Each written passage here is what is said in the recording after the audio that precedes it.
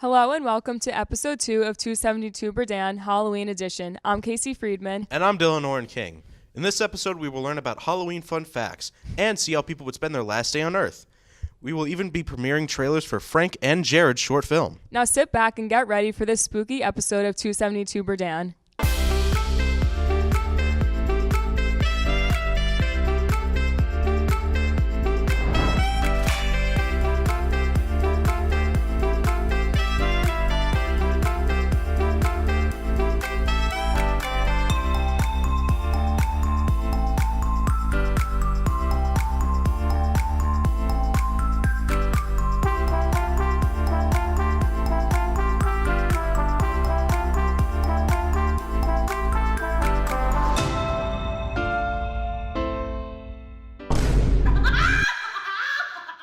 Halloween is all fun and games. Man on the street, Anthony Gale, went around asking students and teachers to guess the amount of pieces of candy corn in a jar. Let's see what they said. How many pieces of candy corn do you think are in the jar? 269. How many pieces of candy corn do you think are in the jar? 324. 336. There's like 200 in here. Well, Anthony, I would have to say about 370. 327. 374. Good answer. Oh, I went to grab the jar and you walked away. 437. Probably about a good 5. Yeah, about 5. Yeah, probably more than that. I think 100. More than 100. Probably 400 or like 300. 290. How many pieces of candy corn do you think are in the jar? I'll say about 526. 552. 367. It's gotta be at least 1 or 2. How many pieces of candy corn do you think are in the jar? 360. 76. 7. 15. Greater than 0, less than 1 billion. I'm going to say roughly around 500. I'm going to go with about 288. I'm gonna have to go with a solid 375. 343. I think in this jar is 100.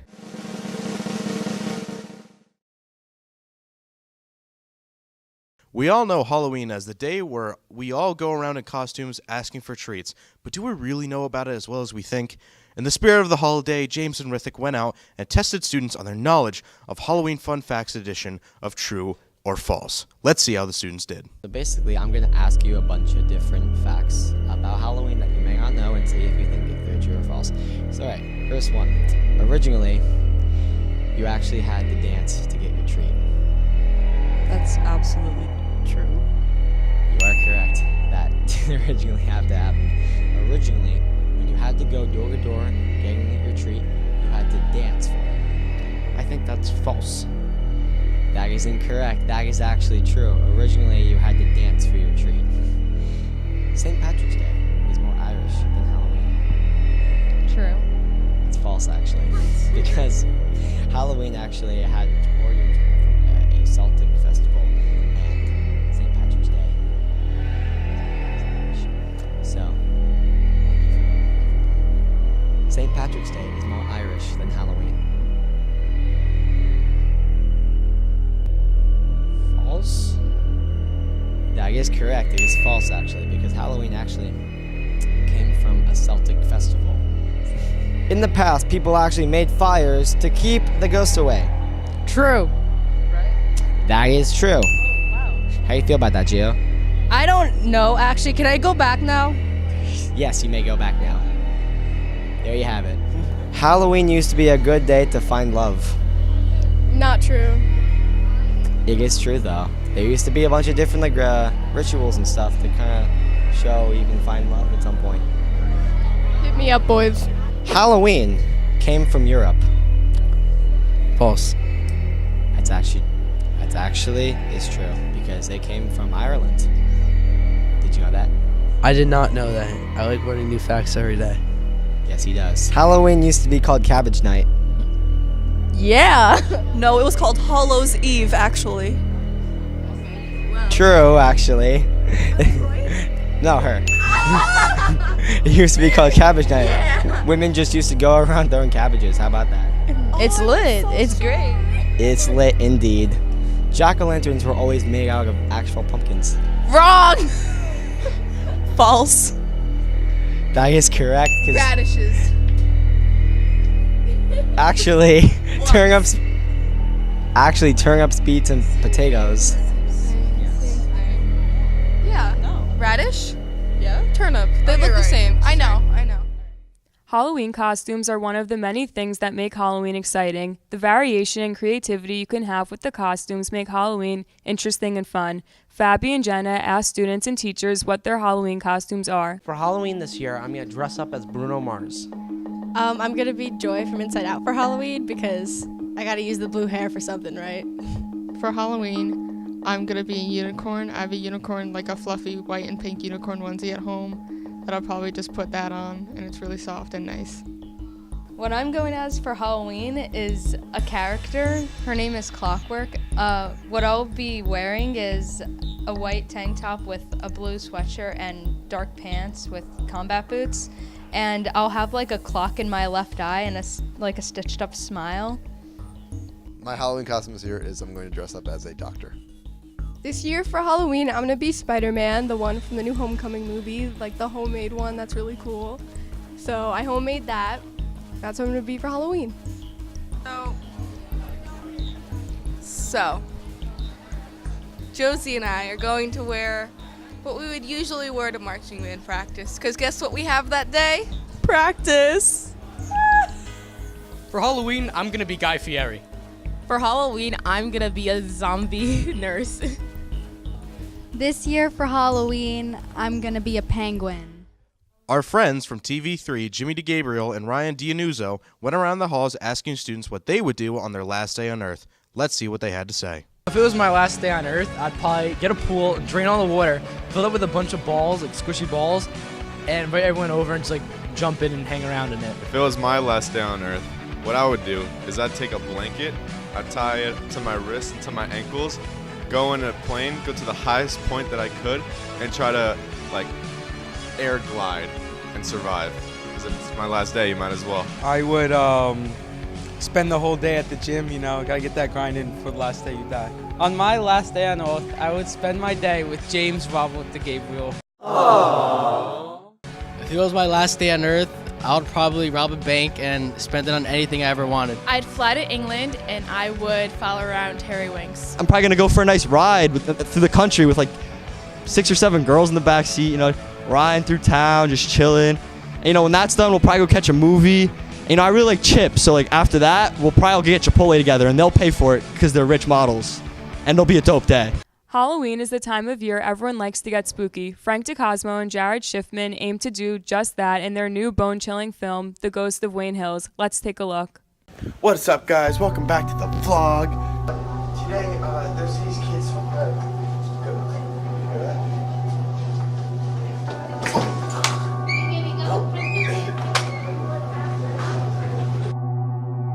elevator. I'll see you later. You're going in there. Elevator. You know that elevator is haunted, right? What are you saying?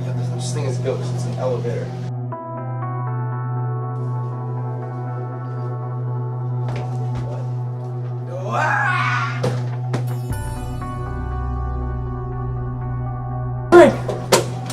Frank!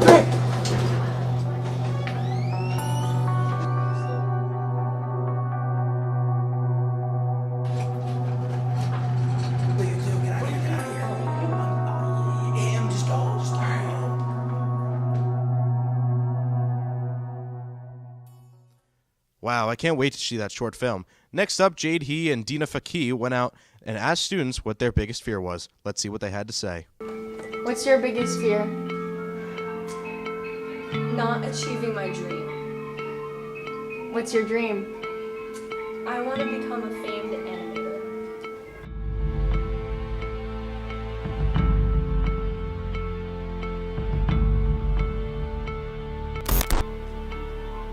Being alone. What kind of question? My biggest fear would be like being stuck in like a water slide or an elevator because I hate small spaces. Commitment. No, my biggest fear is probably regretting things for not doing them rather than regretting them for doing them. I'd say. My biggest fear is spiders. My biggest fear are interviews. Anything that crawls on the ground, like spiders or bugs. Why? I don't know. Ever since a kid, I've just been too scared to kill it. I don't think I've ever killed a bug in my life. Maybe an ant. That's about it. And my biggest fear is probably elevators because I got stuck in them many times. So yeah. My biggest fear is failing at something. Like, if I get really scared that I'm gonna fail, that just consumes my mind. I would have to say my biggest fear is probably my future because I don't know what's gonna happen and I don't know what to do. It's really interesting to hear everyone's fears. Anyway, have you ever wondered about a teacher's life outside of school? Savannah Brogan and I went to Mr. Canonico and asked him some basic fun facts about his life. Hi, I'm here with Mr. Canonico. So, what is your favorite movie? There's two. I have two. One's Rocky, the first one. One of the best movies ever. And Shawshank Redemption.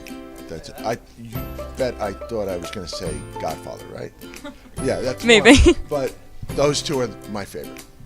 Okay, where did you go to college? I went to a couple.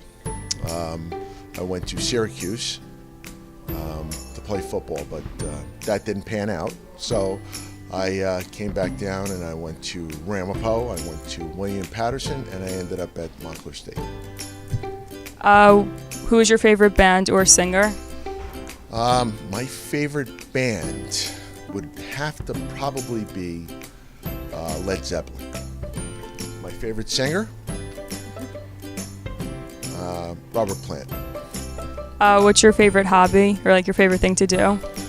Believe it or not, I like to coach. I love coaching, but I think reading comic books. I like reading comic books. Do you have any pets? We did. Our cat passed away last November. What is your favorite TV show? My favorite TV show of all time, there's two. All in the Family. Google that. And Seinfeld. Where's your favorite vacation spot? I think you guys said it. Staycation. I don't like to go too far. What is your favorite food? Pizza. What is your favorite time of the year? Fall. Thanks, Mr. Canonico. Now back to Dylan in the studio. New York Comic Con 2017 is a pop culture convention that features comics, movies, TV shows, video games, anime, as well as cosplaying. Our friend Ali Redzepi had the opportunity to attend the event. Let's check out what he was up to. How's it going, everyone? Welcome to Wayne Hills TV, 272 Berdan. It is the night before Comic-Con. I will be going on the Sunday of Comic-Con, which is the final day. So my sister and I are going to be going to my aunt's house. We're going to sleep over there, and then in the morning, we're going to get to it. See you there. All right, we are at the transit station. We're going to be on our way to the venue with my family. All right, we're going to be there soon.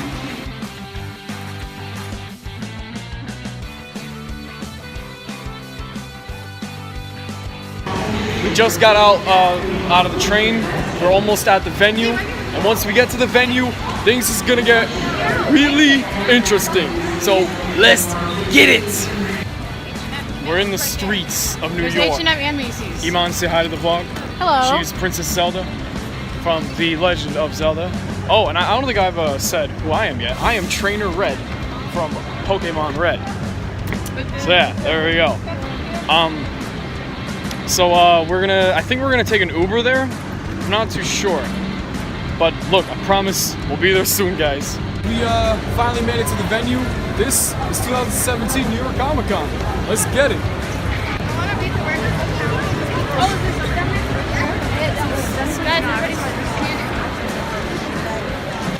This is the show floor.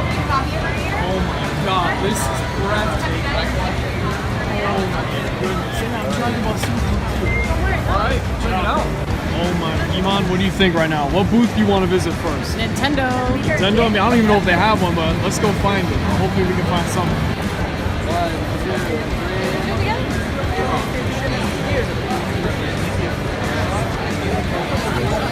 Are you a real weightlifter? No. Yo, I'm a big fan of Halo. This looks nice. Look at this. I mean, I'm not really a toy collector, but yeah, this does look nice. Hey, what's your name, man? My name is Jerome. All right, you enjoying New York Comic Con so far? Yeah, it's cool. All right, and we're at the Dragon Ball Fighter Z booth. You excited, man? Oh yeah, definitely. All right, well I hope we play each other. It's gonna be hype. Oh yeah, definitely. All right, thank you, man. I saw Sean Channel, Voice of Goku, hop into one of the go-go dancer cages and rock it out. That was interesting moments. Anyway, we're running a little late. Go to the room. We left the Funimation panel early, around the middle of it. We're outside now. We're gonna see if we're gonna get some food. I think we're about done with New York Comic Con, but if we do finish, I will make a closing video. So I'll see you soon. Okay, I'm at the Capcom booth. I'm about to play a demo of Monster Hunter World, which will be coming to PS4, Xbox One, and PC. So let's see. We actually decided to go back to the Square Enix booth. We're going to play Final Fantasy City. My sister's gonna record me playing, so hopefully this game will be fun.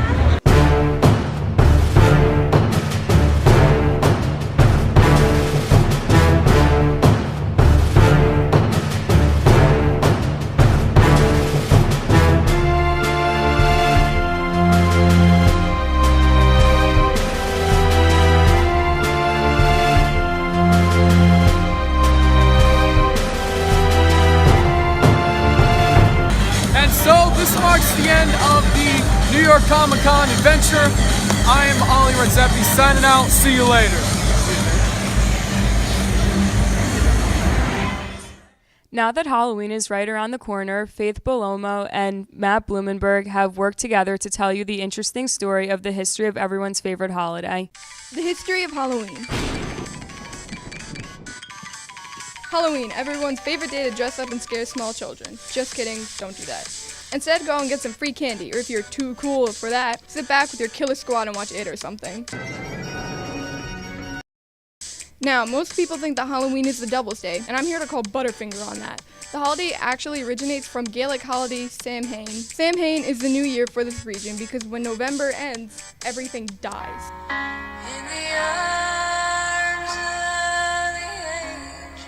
Samhain is like saying goodbye to the sweetness of summer and saying hello to death. Now you're probably like, wait a minute. Where did our amazing American Halloween traditions come from? Hold up, I'm getting there.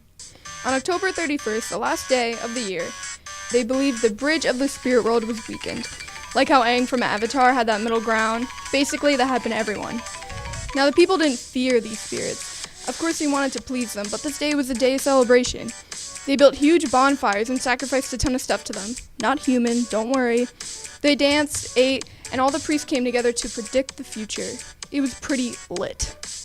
Sorry.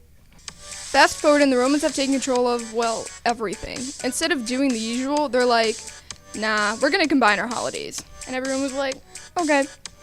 But fun fact, one of the holidays that the Romans celebrated was to celebrate the goddess Pomona. Guess who she was? God of fruits. What's a fruit? An apple. What Halloween tradition involves apples? Exactly. Bottom for apples. Now fast forward another few hundred years and America exists. The colonies are living it up with their crops, so they take the European holiday and tweak it a little so it can be all about their harvest. They do the usual. Sing, dance, tell fortunes, but no kids are allowed. Sorry. But wait! When the 1700s turned into the 1800s, children were finally allowed to celebrate death. Adults made activities that kids could enjoy. They visited their neighbors, they carved crops from the harvest, and they stopped the future telling of stories of the dead to keep the kids' minds at ease. As time catches up, the traditions are altered. Parades started, costumes as well. Halloween was more about the kids, and by the 1930s, it was basically the Halloween we know today. So, when or if you go out this Halloween, tell your friends these sick facts. It probably won't make you cool, but it's a start. Up next, we will end this spooky episode with a short story by Sean Brown. This story follows a group of investigators finding the mythical creature known as Fig Feet. No, not Bigfoot, because that's copyrighted. So what are we waiting for? Let's start it up. North America, the home of many unique species and strange creatures. Recently, many sightings of a strange monstrosity known as Figfoot have been appearing in local towns around New Jersey. However, no proof has been available. Until now. With our team of trusty zoologists, we will try to find the mystical and magical Figfoot on Mysterious Mysteries.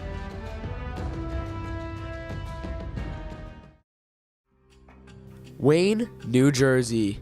Country, United States of America. In this little town, creatures you wouldn't imagine existed live here, including one of the main creatures we're going to be searching for today, Fig Feet, one of the largest terrestrial mammals in the United States. Figfoot is known for his aggressive actions, so when he's in the backyard of someone else's house, he usually messes their stuff up.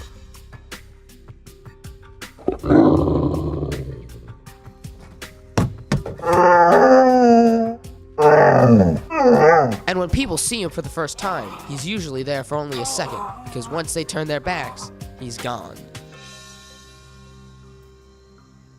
However, on the investigation, a man named Stephen Crawler is here to help us find Figfoot and discover what he truly is. Stephen is a cryptozoologist, which means that he believes in the Tooth Fairy and Santa Claus. I've been looking for that fig for so many years now. He's a crafty fella. You gotta be craftier than him to track him. I can almost taste it. However, his partner thinks otherwise.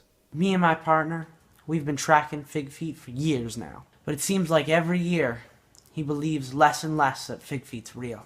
Look, it's not like I don't want to believe in Figfoot, but every time Steven gets a call or finds a piece of evidence, it's not real, and it really makes me believe that he probably doesn't exist. But Steven has already gotten a call from another person, so maybe this could be some real good evidence.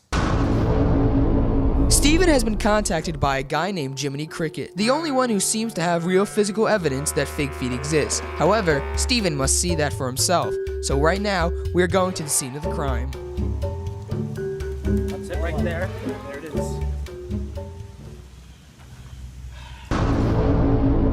What Stephen sees is incredible. A giant footprint left by Figfoot. This is amazing. This could be the first real evidence of Fig Feet. If this is real, we can not only prove that Fig Feet is real, but he also lives in this town. It is clearly obvious that the footprint is bigger than Stephen's foot. Unfortunately, this does not prove everything. Stephen sends some snapshots to the lab and waits for the results. Hey guy, I have the evidence. A picture. Right here. Take a look at it. Well, it can't be Fig Feet because there's a Nike symbol on the bottom of the feet. What?